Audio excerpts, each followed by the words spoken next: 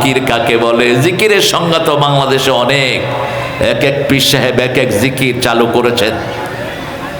জিকির কি? আল্লাহ বলছেন সূরা হিজরের 9 নম্বর আয়াত, ইন্না নাহনু নাযালনা যিকরা ওয়া ইন্না লাহু লাহাফিজুন। কোরআনকে জিকির করে নাজিল করেছেন কে? কোরআন হলো জিকির। কোরআন কি? জিকির। তাহলে প্রথম জিকির হলো কোরআন, দ্বিতীয় জিকির কি? লা ইলাহা ইল্লাল্লাহ। সূরা মুহাম্মদে আল্লাহ বলছেন ফালাম আন্নাহু লা ইলাহা ইল্লাল্লাহ, দ্বিতীয় জিকির। তৃতীয় জিকির সূরা জুমার 9 নম্বর আয়াতের ভিতরে আল্লাহ বলছেন ইয়া আইয়ুহাল্লাযীনা আমানু ইযা নুদিয়া লিস-সালাতি মিন ইয়াউমিল জুমআহ ফাসআউ ইলা যিকরিল্লাহি ওয়া দারুল বাই', যালিকুম খায়রুল লাকুম ইন কুনতুম তা'লামুন। ও মুমিনেরা, জুমার দিন যখন মুয়াজ্জিন তোমাদেরকে নামাজের জন্য ডাকে, ফাসআউ ইলা যিকরিল্লাহ, তোমরা জিকিরের দিকে সাই করো। সাই কি? ইযা মুররু কিরামা, প্রেস্টিজিয়াস ওয়াকিং টুয়ার্ডস সামথিং।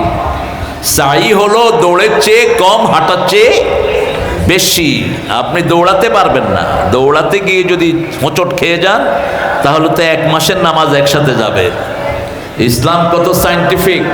আপনি হাঁটবেন প্রেস্টিজিয়াস ওয়াকিং, যেমন আপনি ট্রেন ধরবেন, এখান থেকে 10 মিনিট হাতে আছে, যেভাবে যাবেন ট্রেন ধরার জন্য কোনো দিকে তাকাবেন না, আপনার ডেস্টিনেশন হলো স্টেশন, সেভাবে আপনি নামাজের দিকে যাবেন। রাসূল সাল্লাল্লাহু আলাইহি ওয়াসাল্লামের ব্যাপারে সাহাবায়ে কেরাম বলতেন, তিনি আমাদের সাথে গল্প করতেন, খোশালাপ করতেন, খুশির সময় আনন্দ প্রকাশ করতেন, বেদনার সময় ব্যথা অনুভব করতেন, কিন্তু যখনই আজান হতো মনে হতো আর কাউকে চিনেন না, আর কাউকেই চিনেন না। আল্লাহু আকবার বলার সাথে সাথে কোন দিকে? মসজিদের দিকে। তাহলে তৃতীয় জিকির হলো নামাজ। তৃতীয় জিকির কি? আবার সূরা আলার শেষে আল্লাহ বলছেন ওয়া যাকারা ইসমা রাব্বিহি ফাসাল্লা, তুমি যদি রবের জিকির করতে চাও রবের জন্য নামাজ পড়ো। কি পড়ো? নামাজ পড়ো। 5 ওয়াক্তের নামাজ বাংলাদেশে কোন দল পড়ে বলেন? জোরে বলেন। 5 ওয়াক্ত নামাজ না পড়লে দলে থাকা যায় না। কোন দল? আর কোন দলে আছে নামাজের এই সিস্টেম? কোন পীর সাহেবের কাছে আছে লিখিত? সব কিছু কনসিডার হয়, এই দলে নামাজ কনসিডার হয় না। একজন লোক যদি দলে শপথের কর্মী হতে হয় 154 ওয়াক্ত নামাজ তাকে জামাতে পড়তে হয়। 154 ওয়াক্তে 2 ওয়াক্ত কম হবে না। যত বড় নেতাই হন তিনি বাহিরে, তাকে এই দলে গ্রহণ করবে না। ঠিক না ঠিক? রাসূল সাল্লাল্লাহু আলাইহি ওয়াসাল্লামের দলে যারা নামাজের ভিতরে গাফলতি করত তাদেরকে সাহাবায়ে কেরাম মনে করতেন মুনাফিক। বিশেষ করে 2 নামাজে যারা আসতো না সাহাবায়ে কেরাম ধরে নিতেন তারা হলো মুনাফিক। তারা কি? আচ্ছা বলেন তো, মুনাফিক ভালো না কাফের ভালো? হ্যাঁ, কোনটা ভালো? হ্যাঁ, দুইটাই খারাপ। একটা হলো পেশাব, আরেকটা কি? দুটেই খারাপ, তবে মুনাফিক বেশি খারাপ। কিন্তু আমাদের লোকেরা মনে করে মুনাফিক তো মাউতমের ঘাস হওয়া জিনিস। জাহান্নামের সবচেয়ে নিচের জায়গায় কারা যাবে? মুনাফিক। বাংলাদেশের মধ্যে যতগুলো দল আছে এই দলগুলোতে মুমিন বেশি না মুনাফিক বেশি? জোরে বলেন।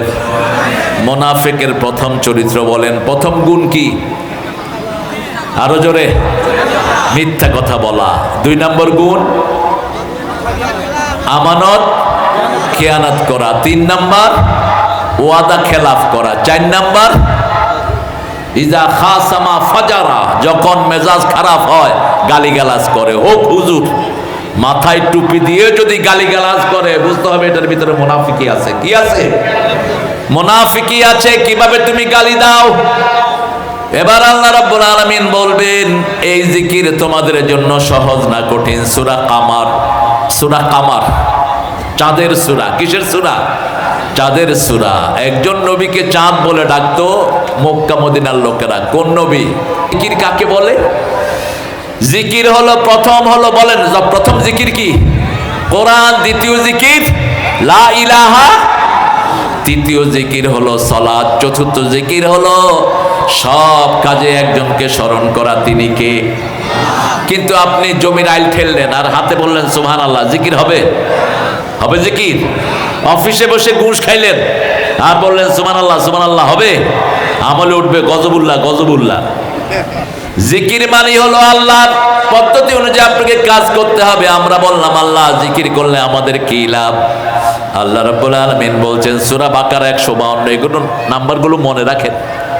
সূরা বাকারা 152 নম্বর আয়াত, ফাযকুরুনি আযকুরকুম ওয়াশকুরুনি ওয়ালা তাকফুরুন। তুমি আমার জিকির করো, আমি তোমার জিকির করব, আমার শুকরিয়া আদায় করো, কুফরি করো না। আমরা জিজ্ঞেস করলাম কাইফা আযকুরুনা ইয়া রাব, হে রব কিভাবে আপনি আমাদের জিকির করবেন? আল্লাহ বলছেন আযকুরুকুম বিল মাগফিরাহ, আমি যখন তোমার নাম স্মরণ করব তোমার সব গুনাহ আমি আল্লাহ মাফ করে দেব। আমরা বললাম এই জিকিরে আর কি লাভ? সূরা রাদের 28 নম্বর আয়াতের ভিতরে আল্লাহ বলছেন আল্লাযীনা আমানু তাতমাইন্নু কুলুবুহুম আলা বিযিকরিল্লাহি তাতমাইন্নুল কুলুব। কোন সূরা? সূরা রাদ। রাদ মানে হলো বিজলি, যেটা আকাশে এখন দেখা যাচ্ছে। এই সূরা রাদে আল্লাহ বলছেন মুমিন, প্রত্যেক মুমিনের জন্য তার অন্তরকে ঠান্ডা করার জন্য একটা জিনিস আমি রেখেছি, সেই জিনিসটার নাম হলো জিকির। সেই জিনিসটার নাম কি? জিকির। একজন সাহাবী আসলেন, ইয়া রাসূলুল্লাহ, could you teach me some special word for Almighty? আমাকে আল্লাহর জন্য কিছু সুন্দর শব্দ আপনি শিখিয়ে দেন। তিনি বলছেন তুমি পড়ো সুবহানাল্লাহ, পড়েন সুবহানাল্লাহ, আলহামদুলিল্লাহ, আল্লাহু আকবার, লা ইলাহা ইল্লাল্লাহ। এই চারটা শ্রেষ্ঠ জিকির তিনি শিখালেন। সাহাবী চলে গেলেন গেট পর্যন্ত। গেটে গিয়ে মনে হলো এটা তো শুধু আল্লাহর জন্য, আমার জন্য কি? আবার ফিরে আসলেন। এবার বলছি ইয়া রাসূলুল্লাহ, এই চারটা শুধু আল্লাহর জন্য, আমার জন্য কি?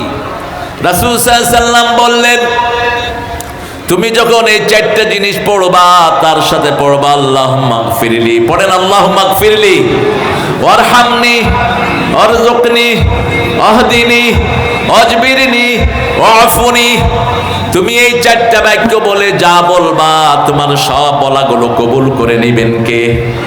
তাহলে আজকে থেকে জিকির ছাড়া আমরা থাকবো না। মনে আছে তো? জিকির ছাড়া আমরা থাকবো না। কোরআন তেলাওয়াত কে কে করতে রাজি আছেন? দুই হাত তুলে দেখা দেন।